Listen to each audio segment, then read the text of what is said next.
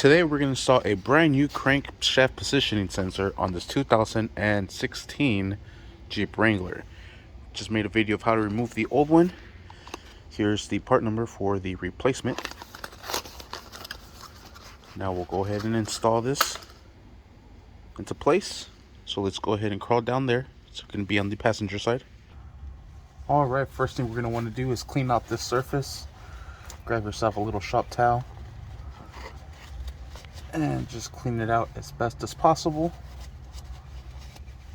to remove any dirt or debris from the way. Now we'll go ahead and insert our sensor. We'll just go right in here, wiggle that back and forth, and there it is. We'll connect our pigtail while we're at it. Might have to connect the pigtail before you put in the sensor. So just sit in the sensor like that. Connect the pigtail. Press it in. Doesn't really have that much of a flex because it's heat shield. Catalytic converter's just right here. We'll go ahead and put in the 10-volt mill. There it is. Into place. Thread that sucker in all the way.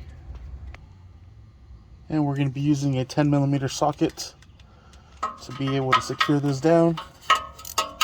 Just make sure it's nice and tight. Don't over tighten it. It is plastic, and we are set. Next, if you have a check engine, I suggest you grab yourself a OBD2 scanner, clear the check engine, and you are good to go. Thank you for watching. Please like and subscribe.